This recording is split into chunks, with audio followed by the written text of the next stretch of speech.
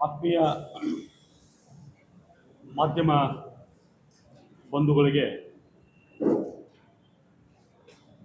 ಮತ್ತೊಮ್ಮೆ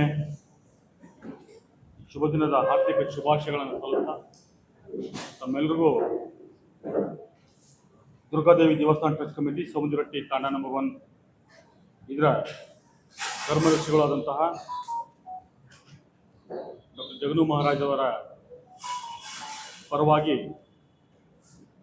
ಇಂದಿನ ಈ ಪತ್ರಿಕಾಗೋಷ್ಠಿಗೆ ತುಂಬ ಹೃದಯದ ಹಾರ್ದಿಕ ಸ್ವಾಗತ ಸುಸ್ವಾಗತವನ್ನು ಕೋರ್ತಾ ಇದ್ದೇವೆ. ಆತ್ಮೀಯ ಬಂಧುಗಳೇ, ಪ್ರತಿ ವರ್ಷದ ವಾಡಿಕೆಯಂತೆ ಈ ವರ್ಷವೂ ಕೂಡ ಪರಪೂಜ್ಯ ಡಾಕ್ಟರ್ ಜಗನು ಮಹಾರಾಜ್ ಅವರ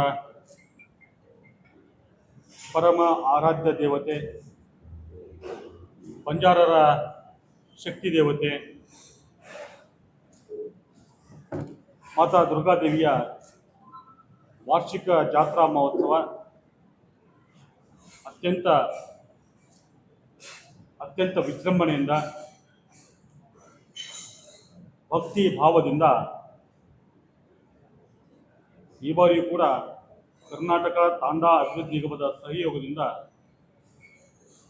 ಜರುಗಲಿದೆ. ಜಾತ್ರಾ ಮಹೋತ್ಸವದ ಧಾರ್ಮಿಕ ಆಚರಣೆಗಳು ಈಗಾಗಲೇ ಶುರುವಾಗಿದ್ದು, ಜಾತ್ರಾ ಮಹೋತ್ಸವದ ಅಧಿಕೃತ ಉದ್ಘಾಟನೆ ನಾಳೆ ಬರಲಿರುವ ಮಂಗಳವಾರ 14 ಜುಲೈ 2026 ಮಧ್ಯಾಹ್ನ 1 ಗಂಟೆಗೆ ಜರುಗಲಿದೆ. ತಮ್ಮೆಲ್ಲರೂ ತಿಳಿದಂತೆ ಇವತ್ತು ಸೋಮದರಟ್ಟಿ ತಾಂಡ ನಂಬರ್ 1 ಅತ್ಯಂತ ವಿಜಯಪುರ ಜಿಲ್ಲೆಯ ಗಡಿ ಭಾಗವನ್ನು ಹಂಚಿಕೊಂಡು ಇರುವಂತಹ ತಾಂಡ ಅತ್ಯಂತ ಹಿಂದುಳಿದ ಪ್ರದೇಶವಾಗಿತ್ತು. ಆ ತಾಂಡಕ್ಕೆ ಸರಿಯಾಗಿ ರಸ್ತೆ ಇರಲಿಲ್ಲ, ಕುಡಿಯುವ ನೀರಿನ ವ್ಯವಸ್ಥೆ ಇರಲಿಲ್ಲ. ಅಂತಹ ಒಂದು ಕುಗ್ರಾಮದಲ್ಲಿ ಪರಪೂಜ್ಯ ಜಗನು ಮಹಾರಾಜರ ಒಂದು ಸಾಧನೆಯ ಮುಖೇನ ದುರ್ಗೆಯ ಆಶೀರ್ವಾದದಿಂದ ಇವತ್ತು ಒಂದು ತೀರ್ಥಕ್ಷೇತ್ರವಾಗಿ ಅದು ಪರಿವರ್ತನೆ ಆಗಿದೆ. ಈ ತೀರ್ಥಕ್ಷೇತ್ರ ಬರೀ ನಮ್ಮ ಭಾಗಕ್ಕಷ್ಟೇ ಅಲ್ಲದೆ ಗೋವಾ, ಸಮಸ್ತ ಮಹಾರಾಷ್ಟ್ರ, ಮಧ್ಯಪ್ರದೇಶ, ಉತ್ತರ ಪ್ರದೇಶ, ಗುಜರಾತ್, ಆಂಧ್ರ, ತೆಲಂಗಾಣ ಹೀಗೆ ಎಲ್ಲ ರಾಜ್ಯಗಳಲ್ಲಿ ಜಗನು ಮಹಾರಾಜರ ಸಾಧನೆಯ ಮುಖೇನ ದುರ್ಗೆಯ ಒಂದು ಪ್ರಚಾರ ಆಗಿದೆ. ಹಾಗೆ ತೀರ್ಥಕ್ಷೇತ್ರ ಕೂಡ ಅತ್ಯಂತ ದಿವ್ಯವಾಗಿ ಭವ್ಯವಾಗಿ ಬೆಳೀತಾ ಇದೆ. ಬಹುತೇಕ ರಾಜ್ಯಗಳ ರಾಜ್ಯಪಾಲರು, ಮುಖ್ಯಮಂತ್ರಿಗಳು, ಮಾಜಿ ಪ್ರಧಾನಿಗಳು, ಶಾಸಕ ಮಹೋದಯಗಳು, ಬೇರೆ ಬೇರೆ ಸರ್ಕಾರದಲ್ಲಿ ಮಂತ್ರಿಮಂಡಲ ಕೆಲಸ ಮಾಡಿದಂತಹ ಮಂತ್ರಿ ಮಹೋದಯರು ಕೂಡ ಸೋಮದಟ್ಟಿಯ ಶಕ್ತಿ ಅಧಿದೇವತೆ ದುರ್ಗೆಯ ಅಡಿಗೆ ಬಂದು ತಮ್ಮ ಇಷ್ಟಾರ್ಥಗಳನ್ನು ಈಡೇರಿಸಿಕೊಂಡು ತಮ್ಮ ಕೈಲಾದಷ್ಟು ಸೇವೆಯನ್ನು ದುರ್ಗಾ ಮಾತೆಗೆ ಮಾಡ್ತಾ ಬಂದದ್ದನ್ನು ತಾವೆಲ್ಲ ನೋಡಿದ್ದೀರಿ, ಕೇಳಿದ್ದೀರಿ. ಅಂತಹ ದಿವ್ಯ ಮಹಾತ್ಮ್ಯವುಳ್ಳಂತಹ ಸೋಮದಟ್ಟಿ ತಾಂಡ ನಂಬರ್ 1 ದುರ್ಗಾ ಮಾತೆಯ ಸೇವಕರು, ಧರ್ಮದರ್ಶಿಗಳು, ನಮ್ಮೆಲ್ಲರೂ ಮಾರ್ಗದರ್ಶಿಸಿದಂತಹ ಪರಮಪೂಜ್ಯ ಡಾಕ್ಟರ್ ಜಗನು ಮಹಾರಾಜರು ಸತತ ಅವಿರತ ಪರಿಶ್ರಮದಿಂದ ಇವತ್ತು ಯಾವ ಬರದಿಂದ ಕಂಗೆಟ್ಟು ಸೋಮದಟ್ಟಿಯ ತಾಂಡ ಜನ ಸತತವಾಗಿ ಗುಳೆ ಹೋಗ್ತಾ ಇದ್ರು, ಇವತ್ತು ತಮ್ಮದೇ ಆದ ಒಂದು ಸ್ಥಾನಮಾನವನ್ನು ಕಂಡುಕೊಳ್ಳಲು ಯಶಸ್ವಿಯಾಗಿದ್ದಾರೆ. ಅದಕ್ಕೆ ಸಹಕಾರಿಯಾಗಿ ನಮ್ಮೆಲ್ಲರೂ ನೇತಾರರು, ಆಧುನಿಕ ಭಗೀರಥ ಎಂ ಬಿ ಪಾಟೀಲರ ಕನಸಿನ ಕೂಸು ಏನು ಜಲಕ್ರಾಂತಿಯನ್ನು ಮಾಡಬೇಕಾಗಿತ್ತು, ಆ ಜಲಕ್ರಾಂತಿಯ ಮುಖಾಂತರ ಇವತ್ತು ಹಸಿರು ಅಲ್ಲಿ ಕಂಗೊಳಿಸ್ತಾ ಇದೆ. ಆ ನಿಟ್ಟಿನಲ್ಲಿ ಇಡೀ ಭಾರತ ಅಷ್ಟೇ ಅಲ್ಲ, ಜಗತ್ತಿನ 20ಕ್ಕೂ ಹೆಚ್ಚು ರಾಷ್ಟ್ರಗಳಲ್ಲಿ ಇವತ್ತು ಬಂಜಾರ ಸಮಾಜ ಹರಿದು ಹಂಚಿ ಹೋಗಿದೆ. ಯಾವ ತಾಂಡದಲ್ಲೂ ಕೂಡ ಹೆಲಿಪ್ಯಾಡ್ ಇರುವಂತಹ ಪ್ರತೀತಿಯಾಗಲಿ ಉದಾಹರಣೆ ಆಗಲಿ ಇಲ್ಲ. ಅಂತಹ ಯಾವ ಕುಗ್ರಾಮದ ಹಣೆಪಟ್ಟನ್ನ ಅಂದುಕೊಂಡಿತ್ತು ಆ ಸಂದರ್ಭದಲ್ಲಿ ಮಾಜಿ ಪ್ರಧಾನಿಗಳು, ರಾಜ್ಯಪಾಲರುಗಳು, ಹಲವು ರಾಜ್ಯಗಳ ಮಂತ್ರಿಗಳು ಈ ಕಾರ್ಯಕ್ರಮಕ್ಕೆ ಬರಲು ಅನುವಾಗಲಿ ಅಂತ ಪರಪೂಜ್ಯ ಜಗನು ಮಹಾರಾಜರು ತಾಂಡಾದಲ್ಲಿಯೇ ಇವತ್ತು ಹೆಲಿಪ್ಯಾಡ್ ನಿರ್ಮಿಸೋದು ಶಾಶ್ವತ ಹೆಲಿಪ್ಯಾಡ್ಗಳು, ಬರೀ ತಾತ್ಪೂರ್ತಿಕ ಅಥವಾ ಟೆಂಪರರಿ ಅಲ್ಲ, ಶಾಶ್ವತ ಹೆಲಿಪ್ಯಾಡ್ಗಳನ್ನು ನಿರ್ಮಾಣ ಮಾಡಿದ್ದು ಇದೊಂದು ವಿಶ್ವ ದಾಖಲೆ ಅಂತ ನಾವು ಹೇಳ್ಬೋದಾಗಿದೆ. ಪರಮ ಪೂಜ್ಯರು ಬರೀ ಧಾರ್ಮಿಕ ಕಾರ್ಯ ಅಷ್ಟೇ ಅಲ್ಲ, ಸಮಾಜ ಇವತ್ತು ಮುಂಚೂಣಿ ಬಲ್ಲಿ ಬರಬೇಕು, ಪ್ರಮುಖ ವಾಹಿನಿಗೆ ಬರಬೇಕಾದ್ರೆ ಶಿಕ್ಷಣ ಬಹಳ ಅತ್ಯಂತ ಪ್ರಮುಖವಾಗಿದ್ದು, ಸಮಾಜ ಶಿಕ್ಷಣದಿಂದ ವಂಚಿತವಾಗಿದ್ದರಿಂದನೇ ಬಹುಪಾಲು ಜನ ಗುಳೆ ಹೋಗ್ತಾ ಇದ್ದಾರೆ. ಅದಕ್ಕೆ ಕಡಿವಾಣ ಹಾಕಬೇಕಂತಂದು ಸುಮಾರು 2.5 ದಶಕಗಳ ಹಿಂದೆ ಆ ನಿಟ್ಟಿನಲ್ಲಿ ವಿಚಾರ ಮಾಡಿ ವಸತಿ ಸಹಿತ ಶಿಕ್ಷಣ ಸಂಸ್ಥೆಯನ್ನ ಆರಂಭ ಮಾಡಿದ್ದು ಕೂಡ ಪರಮ ಪೂಜ್ಯರ ಒಂದು ಅವರ ಸಮಾಜದ ಪಡೆಯುವಂತಹ ಕಾಳಜಿಯನ್ನು ತೋರಿಸ್ತಾ ಇದೆ. ಪೂರ್ವ ಪ್ರಾಥಮಿಕ ಹಾಗೂ ಪ್ರಾಥಮಿಕ ಶಾಲೆಗಳಿಂದ ಶುರುವಾದಂತಹ ಅವರ ಶೈಕ್ಷಣಿಕ ಕ್ರಾಂತಿ ಧಾರ್ಮಿಕ ಚಳುವಳಿಯ ಮುಖೇನ ಧಾರ್ಮಿಕ ಜಾಗೃತಿ ಸಮಾಜನ ಕಟ್ಟುವ ಕಾರ್ಯದ ಜೊತೆಯಾಗಿ ಇವತ್ತು ಅದು ಪದವಿ ಪೂರ್ವ ಮತ್ತು ಪದವಿ ಮಟ್ಟದ ಶಿಕ್ಷಣ ಕೊಡುವ ಮಟ್ಟಿಗೆ ಅವರು ಶಿಕ್ಷಣ ಸಂಸ್ಥೆಯನ್ನು ಬೆಳೆಸಿದ್ದಾರೆ. ಅಂದರೆ ಅವರ ಒಂದು ವಿಶೇಷ ಕಾಳಜಿಯನ್ನು ತೋರಿಸ್ತಂತ ನಾನು ಹೇಳಕ್ಕೆ ಇಚ್ಛೆಪಡ್ತೇನೆ. ಮೊದಲು ತಾಂಡಾದ ಮಕ್ಕಳು ಅಕ್ಕಪಕ್ಕದ ಗ್ರಾಮಗಳಿಗೆ, ಹೋಬಳಿ ಪ್ರದೇಶಕ್ಕೆ ಅಥವಾ ತಾಲೂಕು ಪ್ರದೇಶಕ್ಕೆ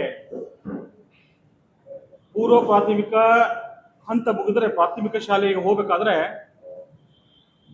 4, 5, 10 ಕಿಲೋಮೀಟರ್ ನಡ್ಕೊಂಡು ಹೋಗಿ ತಮ್ಮ ಶಿಕ್ಷಣವನ್ನು ಪೂರೈಸುವಂಥ ಒಂದು ಸಂದರ್ಭ ಇತ್ತು. ಆದರೆ ಇದೀಗ ಪರಮ ಪೂಜ್ಯರ ಒಂದು ದೂರದೃಷ್ಟಿ, ಶಿಕ್ಷಣದ ಮೇಲಿರುವಂತಹ ಅವರ ಅಭಿಮಾನ, ಪ್ರೀತಿ, ಶಿಕ್ಷಣದಿಂದಲೇ ಏನಾದರೂ ನಾವು ಸಾಧಿಸಬಹುದಂತಹ ಅವರು ತಿಳ್ಕೊಂಡಂತಹ ಒಂದು ವಿಚಾರ ಇವತ್ತು ಸುತ್ತಮುತ್ತಲಿನ ಗ್ರಾಮದ ಮಕ್ಕಳು ಕೂಡ ತಾಂಡಾಗಳಿಗೆ ಮುಖ ಮಾಡಿದ್ದಾರೆ. ಅಂದರೆ ಅವರೊಂದು ಸಾಧನೆಗೆ ಒಂದು ಜ್ವಲಂತ ಉದಾಹರಣೆ ಅಂತ ಹೇಳಕ್ಕೆ ಇಚ್ಛೆಪಡ್ತೇನೆ. ಇಂತಹ ಪರಮ ಪೂಜ್ಯರು ದುರ್ಗೆಯ ಸೇವೆ ಮುಖೇನ ಇವೆಲ್ಲಕ್ಕೂ ನೈಜ ರೂಪದಲ್ಲಿ ಬರುವಂತೆ ಮಾಡಿ ಇಡೀ ದೇಶದ ಗಮನ ಜಾತ್ರಾ ಮಹೋತ್ಸವ ಸಂದರ್ಭದಲ್ಲಿ ಒಂದು ಕುಗ್ರಾಮ ಸೋಮದೇವರ ಹಟ್ಟಿಗೆ ತಾಂಡಾಕ್ಕೆ ಗಮನ ಬರುವಂತೆ ಮಾಡುವಂತ ಹೆಗ್ಗಳಿಕೆಗೆ ಅವರು ಪಾತ್ರರಾಗಿದ್ದಾರೆ.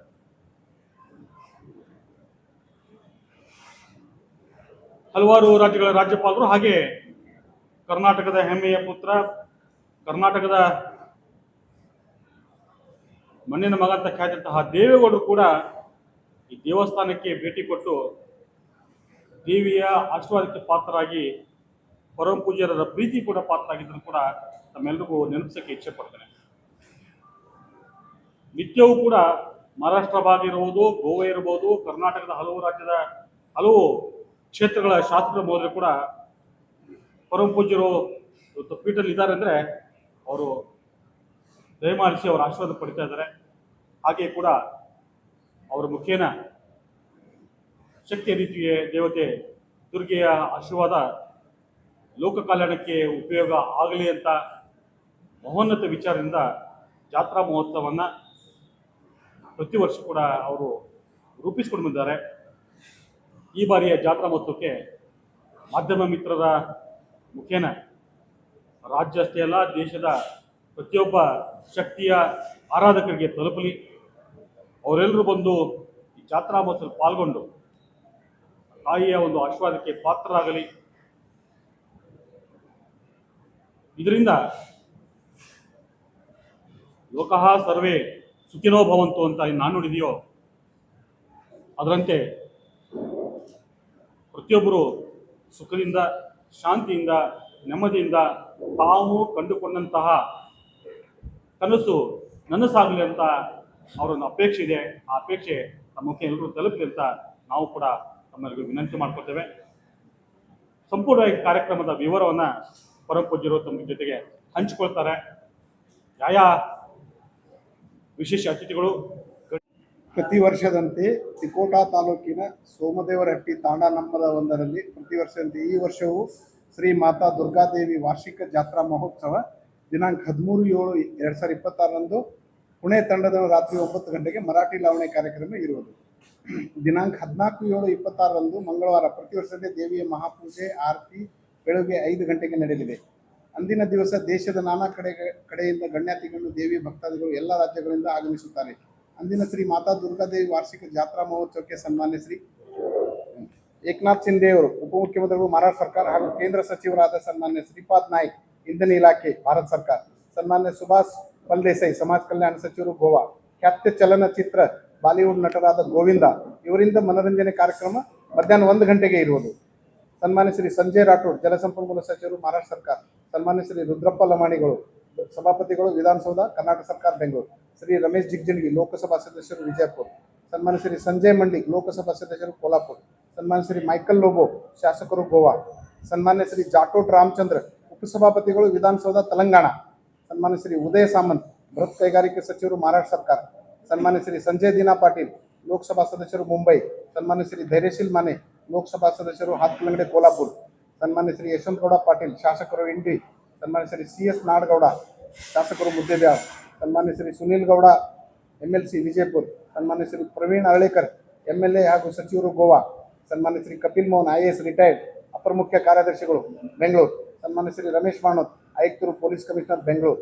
ಅನೇಕ ಗಣ್ಯಾತಿಗಳು ನಾನಾ ರಾಜ್ಯಗಳಿಂದ ಆಗಮಿಸಲಿದ್ದಾರೆ. ಪ್ರತಿ ವರ್ಷದಂತೆ ದೇವಿಯ ಪೂಜೆ ಪುನಸ್ಕಾರಗಳು ನಿಯಮದಂತೆ ನಡೆಯುತ್ತಿದೆ. ಪ್ರತಿ ವರ್ಷ ದೇವಿ ದುರ್ಗಾ ದೇವಾಲಯಕ್ಕೆ ಹೆಲಿಕಾಪ್ಟರ್ ಮೂಲಕ ಪುಷ್ಪಾರ್ಚನೆ ನೆರವೇರಿದೆ. ನಂತರ ಗಣ್ಯಾತಿಗಣದಿಂದ ಅತಿಥಿ ಗೃಹ ಉದ್ಘಾಟನೆ ಇರುವುದು. ಗಣ್ಯಾತಿಗಣರು ಹಾಗೂ ಭಕ್ತಾದಿಗಳನ್ನು ಸಾರ್ವಜನಿಕರಿಗೆ ಮಧ್ಯಾಹ್ನ 1 ಗಂಟೆಗೆ ಹಿತೋಪದೇಶ ನೀಡುವರು. ನಂತರ ಅಂತಾರಾಷ್ಟ್ರೀಯ ರಾಜಸ್ಥಾನ್ ಮಧ್ಯಪ್ರದೇಶ ಕಲಾ ತಂಡಗಳಿಂದ ನೃತ್ಯ ಇರುವುದು. ಕನ್ನಡ ಮತ್ತು ಸಂಸ್ಕೃತಿ ಇಲಾಖೆ ವತಿಯಿಂದ ಸಾಂಸ್ಕೃತಿಕ ಕಾರ್ಯಕ್ರಮ ಒಳ್ಳೆಯ ವಿಜೃಂಭಣೆಯಿಂದ ಜರುಗುವುದು. ಈ ಮೇಲಿನ ಎಲ್ಲ ಕಾರ್ಯಕ್ರಮಗಳು ಬಬಲೇಶ್ವರ ಕ್ಷೇತ್ರದ ಸ್ಥಳೀಯ ಶಾಸಕರು ಹಾಗೂ ಬೃಹತ್ ಕೈಗಾರಿಕೆ ಹಾಗೂ ಮೂಲಭೂತ ಸೌಕರ್ಯ ಹಾಗೂ ವಿಜಯಪುರ ಜಿಲ್ಲಾ ಉಸ್ತುವಾರಿ ಸಚಿವರಾದ ಸನ್ಮಾನ್ಯ ಶ್ರೀ MB ಪಾಟೀಲ್ ಅವರ ಅಧ್ಯಕ್ಷತೆಯಲ್ಲಿ ಜರುಗುವುದು.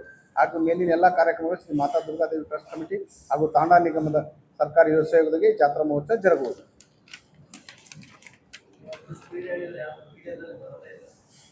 ಒಟ್ಟಾರೆ ಸಂಕ್ಷಿಪ್ತವಾಗಿ ಮತ್ತೊಮ್ಮೆ ತಮಗೆ ತಿಳಿಸ್ಕೊಳ್ತೇನೆ. ಹಲವಾರು ಲೋಕಸಭೆ ಸದಸ್ಯರು, ಮಂತ್ರಿ ಮಹೋದಯರು ಜೊತೆಗೆ ಈ ಬಾರಿ ವಿಶೇಷ ಆಕರ್ಷಣೆ ಅಂದರೆ ಮಾಜಿ ಸಂಸದರು ಹಾಗೂ ಬಾಲಿವುಡ್ದ ಆಳಿದಂತಹ ಖ್ಯಾತ ನಟರಂತಹ ಗೋವಿಂದರು ಕೂಡ ಈ ಬಾರಿ ಬರೀ ನಾ ಜಾತ್ರಾ ಮಹೋತ್ಸವಕ್ಕೆ ಅಷ್ಟೇ ಬರೋದಲ್ಲದೆ ನಾನು ಬಂದು ತಗೊಂಡು ಆಶೀರ್ವಾದ ತೆಗೆದುಕೊಂಡು ಬರೀ ನನ್ನ ವೈಯಕ್ತಿಕ ಆಗ್ತದೆ, ನನ್ನ ಸ್ವಾರ್ಥ ಆಗ್ತದೆ. ಬಂದಾಗ ಒಂದು ಕಾರ್ಯಕ್ರಮ ಕೊಟ್ಟು ತಾಯಿ ಸೇವೆ ಕೂಡ ಮಾಡ್ತೀನಿ, ಕಲೆಯ ಮುಖಾಂತರ ಸೇವೆ ಮಾಡ್ತೀನಿ ಅಂತ ಒಪ್ಕೊಂಡು ಇವತ್ತು ತಮ್ಮ ಸಮಸ್ತ ತಂಡ ಜೊತೆಗೆ ಇವತ್ತು ಸೋಮದಟ್ಟಿ ತಂಡ ಬರ್ತಾ ಇದ್ದಾರೆ ಅಂದರೆ ಇದು ನಿಜವಾಗಲೂ ನಮ್ಮ ಭಾಗಕ್ಕೆ ಹೆಮ್ಮೆ ಪಡುವಂಥ ವಿಷಯ. ಬಹುಶಃ ದೇಶದ ಯಾವುದೇ ತಂಡಗೆ ಇನ್ನೂವರೆಗೂ ಗೋವಿಂದ ಅವರು ಭೇಟಿ ಕೊಟ್ಟಿಲ್ಲ. ಇದೊಂದು ಐತಿಹಾಸಿಕ ಭೇಟಿ ಅಂತ ಕೂಡ ಹೇಳ್ಬೋದು. ಅಂತಹ ತಂಡದಲ್ಲಿ ಇವತ್ತು ರಾಷ್ಟ್ರೀಯ ಅಥವಾ ಅಂತಾರಾಷ್ಟ್ರೀಯ ಖ್ಯಾತಿರುವಂತಹ ಗೋವಿಂದರವರು, ಮಾಜಿ ಸಂಸದರು ಕೂಡ ಅವರು ಬರ್ತಿದ್ದಾರೆ. ಮತ್ತು ಅವರಿಗೆ ಸಂತೋಷದಿಂದ ಬೇರೆ ಯಾರಾದ್ರು ನಟರನ್ನು ಕರೆಬೇಕಾದ್ರೆ ಲಕ್ಷ ಗಟ್ಟಲಿನ ಅವರಿಗೆ ಒಂದು ಸಂಭಾವನೆ ಕೊಟ್ಟು ಕರೆಸಬೇಕು, ಹಾಗೆ ತಮ್ಗೆ ಗೊತ್ತಿದೆ. ಅದ ಹಂತದಲ್ಲಿ ಸೇವೆಯ ರೂಪದಲ್ಲಿ ಬರ್ತದೆ ಕೂಡ ನಾವು ಅದನ್ನ ಮನಗೊಳ್ತಾ ಇದೆ. ಮತ್ತು ಪ್ರತಿ ವರ್ಷ ಏನಾದರೂ ಒಂದು ವಿಶೇಷ ಇರ್ತದೆ. ಈ ಬಾರಿ ಕೂಡ ಹೆಲಿಕಾಪ್ಟರ್ ಮುಖೇನ ದೇವಿಯ ಒಂದು ದೇವಸ್ಥಾನದ ಮೇಲೆ ಪುಷ್ಪಾರ್ಚನೆ ಕೂಡ ಜರುಗ್ತದೆ. ಇವೆಲ್ಲಕ್ಕೂ ತಾವುಗಳು ಸಾಕ್ಷೀಕರಿಸಬೇಕು. ಆ ಮುಖೇನ ದೇಶದ ಪ್ರತಿಯೊಬ್ಬ ಶಕ್ತಿ ದೇವತೆಯ ಆರಾಧಕರಿಗೆ ದೇವಿಯ ಒಂದು ವಿಚಾರ ತಲುಪಲಿ, ಜಗತ್ತಿನಲ್ಲಿ ಯಾವತ್ತೂ ಸುಖ ಶಾಂತಿ ನೆಮ್ಮದಿ ಅಭಿವೃದ್ಧಿ ಆಗಲಿ ಅಂತ ಅವರೊಂದು ಬಯಕೆ. ಆ ಬಯಕೆ ಈ ಪ್ರಕಾರ ಆಗಲಿ. ಹಾಗೆಯೇ ಗೋಲ್ಡ್ ಮ್ಯಾನ್ ಖ್ಯಾತಿಯ ಸನ್ನಿ ವಾಕ್ಚೂರೆ ಮತ್ತು ಸಂಜಯ್ ಗುಜ್ಜರ್ ಅಂತ ಇವರಿಗೆ ಸೋಷಿಯಲ್ ಮೀಡಿಯಾದಲ್ಲಿ ಯೂಟ್ಯೂಬ್ ಮತ್ತು ಇನ್ಸ್ಟಾಗ್ರಾಮ್ ಮತ್ತು ಫೇಸ್ಬುಕ್ಕಲ್ಲಿ ಸುಮಾರು 25 ಲಕ್ಷಕ್ಕಿಂತ ಹೆಚ್ಚು ಫಾಲೋವರ್ಸ್ ಇರುವಂತಹ ವ್ಯಕ್ತಿಗಳು. ಇವರು ಎಲ್ಲಿಯೋ ಓಡಾಡಿದ್ರು ಕೂಡ ಇವರ ದೇಹದ ಮೇಲೆ ಕನಿಷ್ಠ ಇನ್ನೊಂದು 5 kg ಬಂಗಾರ ಆಭರಣಗಳನ್ನು ಹಾಕೊಂಡು ತಿರುಗಾಡ್ತಾರೆ. ಇವರ ವಾಹನ ಕೂಡ ಸಂಪೂರ್ಣ ಸ್ವರ್ಣ ಲೇಪಿತ ವಾಹನ, ಗೋಲ್ಡ್ ಪ್ಲೇಟೆಡ್. ಬಟ್ಟೆ ಕೂಡ ಹಾಕೋದು ಕೂಡ ಇವರು ಆ ಗೋಲ್ಡ್ ಪ್ಲೇಟೆಡ್ ಬಟ್ಟೆಗಳನ್ನ ಹಾಕೋತಾರೆ. ಹೀಗಾಗಿ ಅವ್ರಿಗೆ ಗೋಲ್ಡ್ ಮ್ಯಾನ್ ಅಂತ ಒಂದು ಪ್ರತೀತಿ ಇದೆ. ಇವತ್ತು ಎಲ್ಲ ಸೆಲೆಬ್ರಿಟೀಸ್ ಏನಿದ್ದಾರೆ ಅವ್ರ ಜೊತೆಗೆ ಸಮಯ ಕಳೆಯಕ್ಕೆ ಅಪಾಯಿಂಟ್ಮೆಂಟ್ ತೆಗೆದುಕೊಳ್ಳುವಂಥ ಒಂದು ಖ್ಯಾತಿ ಅವರಿಬ್ಬರಿಗಿದೆ. ಅವ್ರುಗಳು ಕೂಡ ಇವತ್ತು ಪರಮ ಪೂಜ್ಯರ ಒಂದು ಕೀರ್ತಿ, ಹೆಸರು, ದುರ್ಗೆಯ ಒಂದು ಏನು ಶಕ್ತಿ ಇದೆಯೋ ಅದನ್ನ ಮನಗೊಂಡು ಅವರು ಕೂಡ ಬರ್ತಿದ್ದಾರೆ. ಹೀಗಾಗಿ ಅತ್ಯಂತ ವಿಶಿಷ್ಟವಾದ ಒಂದು ಜಾತ್ರಾ ಮಹೋತ್ಸವ ಪ್ರತಿ ವರ್ಷ ಆಗ್ತದೆ. ಈ ವಾರ ಇನ್ನಷ್ಟು ಅದಕ್ಕೆ ವಿಜೃಂಭಣೆ ಮತ್ತು ಭಕ್ತಿಯ ಪರಾಕಾಷ್ಠೆ ತಲುಪುವಂತಹ ಒಂದು ಸಂದರ್ಭ ಇರೋದ್ರಿಂದ ತಾವೆಲ್ಲರೂ ಉಪಸ್ಥಿತರಿದ್ದು ತಾಯಿಯ ಒಂದು ಕೃಪೆಗೆ ತಾವು ಕೂಡ ಪಾತ್ರ ಆಗಬೇಕು. ತಾವು ಕೂಡ ಮನಸ್ಸಲ್ಲಿ ತಾವು ಏನು ಇಚ್ಛೆನ ಬಯಸಿದ್ರು ತಮ್ಮ ಮನೋ ಇಚ್ಛೆ ಕೂಡ ಆ ತಾಯಿ ಈಡೇರಿಸಲಿ ಅಂತ ನಾನು ಪ್ರಾರ್ಥನೆ ಮಾಡ್ತಾ ಈ ವಿಷಯದಲ್ಲಿ ಮುಗಿಸ್ತೇವೆ. ಮತ್ತೆ ತಾವು ಪ್ರಶ್ನೆಗಳಿದ್ರೆ ಪರಮ ಪೂಜ್ಯರು ಮತ್ತು ನಾವು ಉತ್ತರಿಸೋ ಪ್ರಯತ್ನ ಮಾಡ್ತೀವಿ. ಕನಿಷ್ಠ ಪಕ್ಷ ಅಂದ್ರು ಪ್ರತಿ ವರ್ಷ 1.25 ಲಕ್ಷ ಜನ ಸೇರ್ತಾರೆ. ಈ ಸಾರಿ 1 ಲಕ್ಷವರೆಗೂ ಸೇರುವಂತ ಒಂದು ಅಂದಾಜಿದೆ. ಮಳೆ ಸ್ವಲ್ಪ ಜಾಸ್ತಿ ಇರೋದ್ರಿಂದ ಮಹಾರಾಷ್ಟ್ರ ಬಳಿ ಮಳೆ ಜಾಸ್ತಿ ಆಗ್ತಾ ಇದೆ. ಒಂಚೂರು ಆಚೆ ಈಚೆ ಆಗ್ಬೋದು. 1 ಲಕ್ಷಕ್ಕೆ ಕಮ್ಮಿ ನಾವು ಒಂದು ಅಪೇಕ್ಷೆ ಮಾಡ್ತಾ ಇದ್ದೇವೆ. ಹೀಗಾಗಿ ನಿನ್ನೆ ದಿನ ತಾಲೂಕು ಆಡಳಿತ ಜೊತೆಗೆ ಅಂದರೆ ಜಿಲ್ಲಾಡಳಿತದ ಒಂದು ನಿರ್ದೇಶನದ ಮೇರೆಗೆ ಪರಮ ಪೂಜ್ಯ ತಾಲೂಕು ಆಡಳಿತದ ತಹಶೀಲ್ದಾರ್ಗಳಾಗಿರ್ಬೋದು, ಇಒ ಆಗಿರ್ಬೋದು ಮತ್ತು ಫೈರ್ ಸೇಫ್ಟಿ ಆಫೀಸರ್ಗಳಾಗಿರ್ಬೋದು, ಅಲ್ಲಿರುವಂಥ CPI PS ಜೊತೆಗೆ ನಿನ್ನೆ ಒಂದು 2 ಸುತ್ತಿನ ಒಂದು ಚರ್ಚೆ ಮತ್ತು ಆ ಕಾರ್ಯಕ್ರಮದ ತಯಾರಿಗೋಸ್ಕರ ನಿನ್ನೆ ಪರಮ ಪೂಜ್ಯರು ಸುಮಾರು 2 ಗಂಟೆಗಳ ಕಾಲ ಸಭೆ ಕೂಡ ನಡೆಸಿದ್ದಾರೆ. ಇದಕ್ಕೆ ಸಂಪೂರ್ಣವಾಗಿ ಯಾಕಂದರೆ ಜಿಲ್ಲಾಡಳಿತದ ಸಹಕಾರ ಇದೆ ಮತ್ತು ಜಿಲ್ಲಾ ಪೊಲೀಸರು ಕೂಡ ವಿಶೇಷ ಮುತುವರ್ಜಿ ವಹಿಸಿಕೊಂಡು ಕಾನೂನು ಸುವ್ಯವಸ್ಥೆ ಮತ್ತು ಯಾವುದೇ ರೀತಿ ಅಲ್ಲಿ ಲೋಪ ಆಗದಾಗೆ ನೋಡ್ಕೊಳ್ಳೋಕ್ಕೆ ಅವರು ಕೂಡ ನೇರವಾಗಿ ಅದನ್ನ ಉಸ್ತುವಾರಿ ವಹಿಸ್ತಾ ಇದ್ದಾರೆ. ಇದಕ್ಕೆಲ್ಲಕ್ಕೂ ಬೆನ್ನೆಲುಬಾಗಿ ನಮ್ಮ ಜಿಲ್ಲೆಯ ಉಸ್ತುವಾರಿ ಸಚಿವರು MB ಪಾಟೀಲರು ಪ್ರತಿ ದಿನದ ಒಂದು ಮಾಹಿತಿಯನ್ನು ಪರಮ ಪೂಜ್ಯರ ಮುಖದಿಂದ ಪಡೆದುಕೊಳ್ತಾ ಇದ್ದಾರೆ. ಯಾವುದೇ ರೀತಿ ಕಾರ್ಯಕ್ರಮದಲ್ಲಿ ತೊಂದರೆ ಆಗಬಾರ್ದು. ಈ ಸಾರಿ ಸ್ವಲ್ಪ ಮಳೆ ತುಂಬ ತಡವಿರೋದ್ರಿಂದ ನೀರಿನ ತೊಂದರೆ ಕೂಡ ಆಗಬಾರ್ದಂತ ವಿಶೇಷವಾಗಿ ನಮ್ಮ ಅಲ್ಲಿ ತಹಶೀಲ್ದಾರ್ ಇವುಗಳಿಗೆ ನಿರ್ದೇಶನ ಕೊಟ್ಟಿದ್ದಾರೆ. ಒಟ್ಟಾರೆ ಕಾರ್ಯಕ್ರಮ ಅತ್ಯಂತ ವಿಜೃಂಭಣೆಯಿಂದ ಭಕ್ತಿ ಭಾವದಿಂದ ಜರುಗ್ತಾ ಇದೆ. ಯಶಸ್ವಿ ಆಗಕ್ಕೆ ತಾವು ಕೂಡ ಅದಕ್ಕೆ ಕೈ ಜೋಡಿಸುವಂತ ವಿನಂತಿ ಮಾಡ್ತೀವಿ. ಸಮಾಜದ ಮುಖಂಡರು, ಶಿಕ್ಷಣ ಪ್ರೇಮಿಗಳಂತಹ DH ಜಾಧವ್ ಇದ್ದಾರೆ. ಅವ್ರ ಪಕ್ಕದಲ್ಲಿ ಸೋದರಂತಹ ಭೀಮು ರಾಠೋಡ್ ಇದ್ದಾರೆ.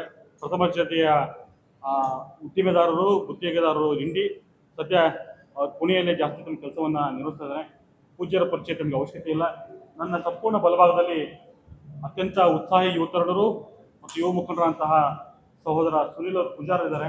ಅವ್ರ ಪಕ್ಕದಲ್ಲಿ ಮೋಹನ್ ಚವ್ಹಾಣ್ ಅವರು ಪ್ರಥಮ ದರ್ಜೆಯ ಗುತ್ತಿಗೆದಾರರು. ನನ್ನ ಬಲಭಾಗದಲ್ಲಿ ಸಹೋದರ ರವಿ ರಾಠೋಡ್ ಇದ್ದಾರೆ. ಬಂಜಾರ ಪರಿಷತ್ತಿನ ಜಿಲ್ಲೆಯ ಅಧ್ಯಕ್ಷರು ಕೂಡ ಅತ್ಯಂತ ಉತ್ಸಾಹಿ ಬಂಜಾರ ಮುಖಂಡರು. ಹಾಗೆಯೇ ತಮ್ಮ ಜೊತೆಗೆ ರಾಕೇಶ್ ಶೆಟ್ಪುತ್ರ, ಅನಿಲ್ ಚವ್ಹಾಣ್ ಇದ್ದಾರೆ, ಅಭಿಷೇಕ್ ನಾಯ್ಕರಿದ್ದಾರೆ. ಹೀಗೆ ಹಲವಾರು ಬಂಧುಗಳು ಈ ತಾಯಿಯ ಸೇವೆ ಮಾಡೋಕ್ಕೆ ನಮ್ಮ ಜೊತೆಗೆ ಉಪಸ್ಥಿತರಿದ್ದಾರೆ ಅಂತ ಹೇಳಕ್ಕೆ ಇಚ್ಛೆ ಪಡ್ತೀನಿ.